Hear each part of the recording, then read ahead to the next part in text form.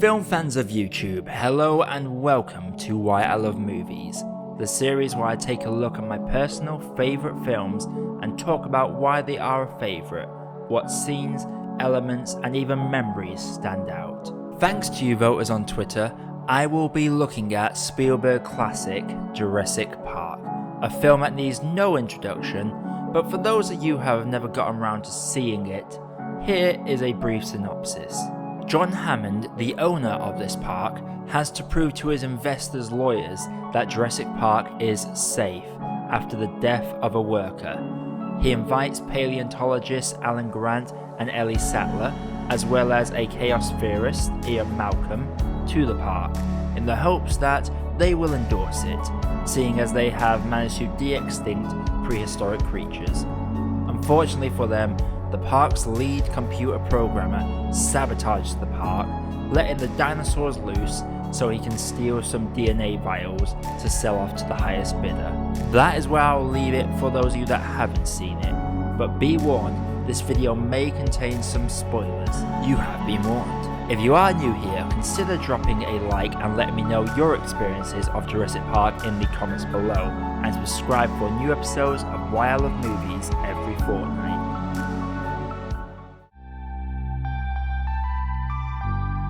I suppose I should start where most people tend to look when reminiscing about this film, and that is the effects. In the early 90s, CG hadn't yet taken over Hollywood, so whenever possible, the dinosaurs seen on screen are done practically through animatronics.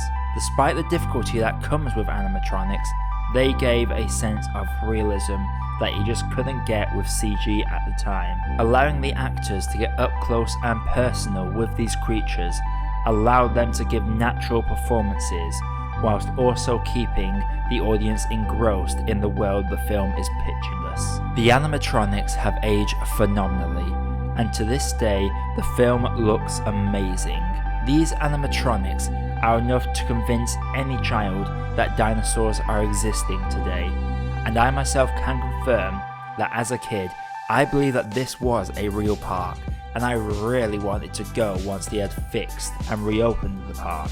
Seeing the actors able to actually touch these dinosaurs, run from these dinosaurs, hide from these dinosaurs, giving a wide range of emotional responses is a true testament to why it is sometimes better to prioritize practical over CG effects. You just can't get reactions and emotional moments the same way with CG effects. There is CG, of course, with Phil Tippett famously exclaiming, "I've become extinct."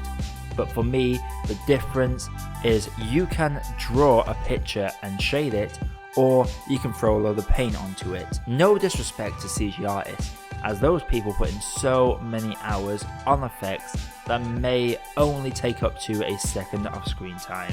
But having actual dinosaurs moving in the space, physically breathing, and towering over our actors, it is just cinematic magic in its truest sense. This world we are given is insane and impossible, and we buy into it, yes, because it is a film, but also because we want to believe, and these effects make it easy to buy into the illusion. The fact that the backlash of having so much CG was so prevalent in criticisms of reboot sequel Jurassic World just shows how well the original film sucked us in. According to IMDb's trivia, the total amount of dinosaur footage amounts to around 15 minutes, with 9 minutes being animatronics, with the remainder being CG. A fact that honestly is a testament to how much this film tried to keep things practical, and how shockingly little runtime the dinosaurs take up.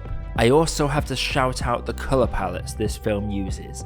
While not technically an effect, it does display the film as two sides of a coin, in a subtle effect that I believe helps this film in the long run. At the end of the day, these dinosaurs are lizards, and prehistoric times were really hot.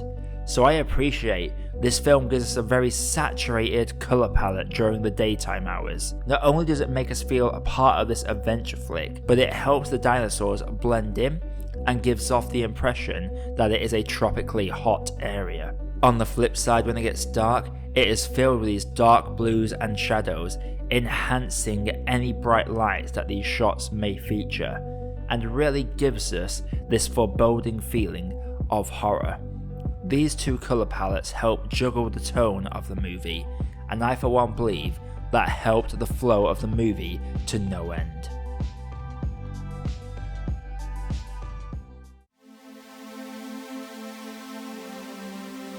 Jurassic Park is an adventure film, first and foremost, and a fun time for all the family. The film also features humans being devoured and decapitated. If you know me well enough, you will know that I always appreciate a family film that has mature elements and themes. You will also know that I love horror, so you can bet I was going to devote a whole segment to this element of the film. As mentioned in previous segment, the lighting and colour palette helps a lot, but you know what I really love about horror, it's the tense feeling it gives you. There is a reason why I can't stand jump scares. The film goes out of its way to make you tense and then just does the equivalent at jumping out at you from behind. And just like that, your tension is replaced with annoyance. Jurassic Park, when it gives us these horror scenes, it takes time to build up our tension slowly. Then rather than waste it all at once, it releases us gradually. Let's start with that T-Rex scene. Easily the most infamous scene of this movie. Our tension builds from a glass of water. A simple rippling glass of water with some distant thuds. We know it's the T-Rex, we don't need to see it, and the gradual fear, particularly from the child actors in this scene, helps build the tension. A goat's decapitated limb hits the car, and then we see it, the T-Rex in all its glory. And what follows is a scene where the audiences held their breath as the kids try not to move, whilst the T-Rex curiously observes the vehicle. This whole scene is captivating, and the trickling of rain is constant throughout. The T-Rex is almost innocently curious, and the characters are almost paralyzed with fear. These elements just make this scene amazing. And then we have the raptor scene, a close quarters segment where two raptors are hunting the children, who again try to stealthily move through this kitchen space whilst the raptors sniff them out. Both scenes are brilliantly built and have moments that will release some of the tension before going back to build it up again. Take note, horror movies. Add to this, the film has grievous injury, severed limbs, humans being devoured right in front of our eyes. This film took a lot of risks and showed a lot of stuff family movies wouldn't dare show. But like with most pre-2000s Spielberg movies, they somehow managed to achieve this and keep it at a PG rating. Now in America it's PG-13, where people aged 13 or over can watch. So just to give some light perspective to those of you who don't know about the BBFC rating system we have in the UK, it is as follows: U, PG, 12A, 12, 15, 18. PG is parental guidance. 12A is under 12s can watch with an adult. The definition of PG is on screen now, but to summarise, anyone can watch it alone. Any child can go into a theatre and watch this. I am perfectly okay with that, because first and foremost, kids love dinosaurs, and as much as there are horror elements and decapitations, this is first and foremost an adventure film for all the family. The mature elements take a back seat until told to speak up, and that has truly helped with the film's huge impact. And whilst as a kid I definitely remember the horror scenes, I also remembered the most whimsical of scenes.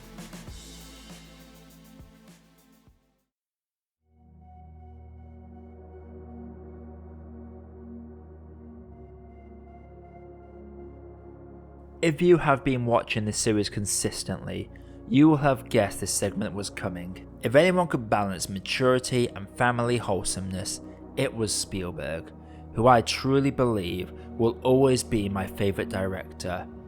Even with this new wave of fantastic directors we are lucky enough to be experiencing over the last decade and a half, no one can quite touch what Spielberg did for cinema as a whole, and a frequent collaborator on his projects that definitely helped with the Wholesome stamp is John Williams, who I do not even need to introduce, having helmed some of the most iconic scores in cinema history.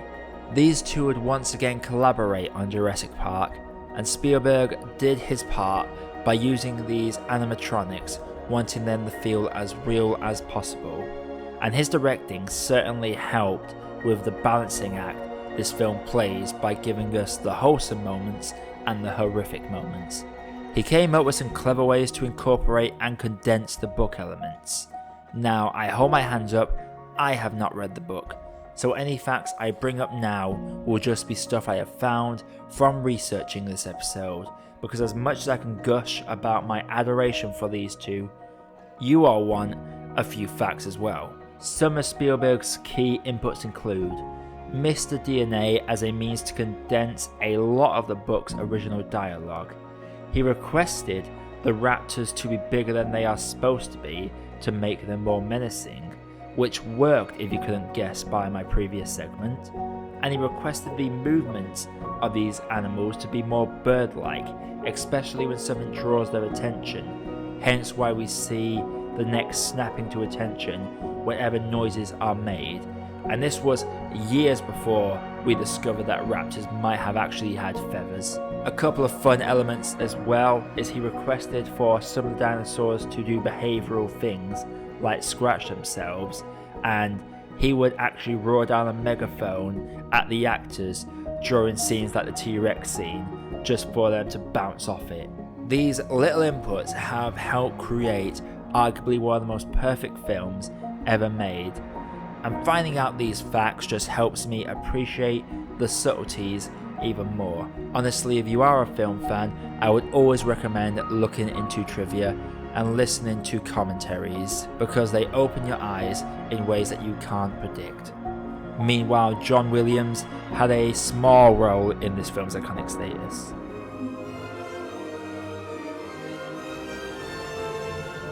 Who am I kidding?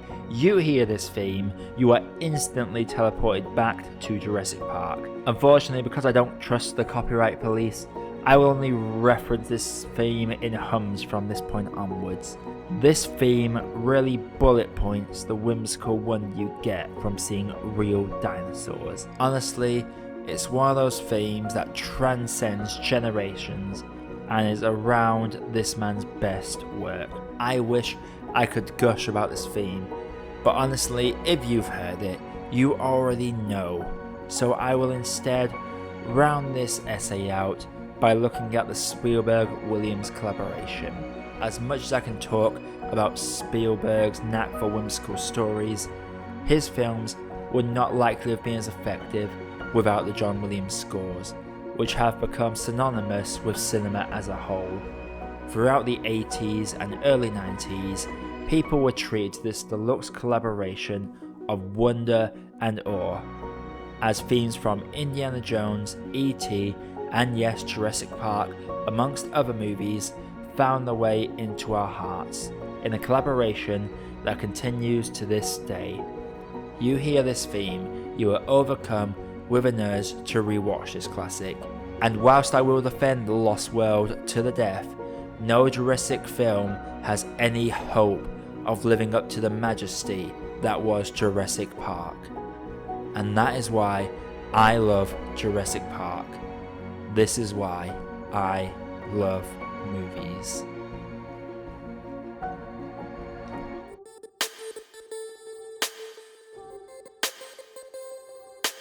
Hey, thank you for watching and thank you for making it to the end of the video. While you are here, if you haven't done it yet, please feel free to drop a like and consider hitting that subscribe button for more reviews coming all the time. And also, while you are here, there are some other videos over there that you might want to sink your teeth into. Have a good day, guys, and do enjoy.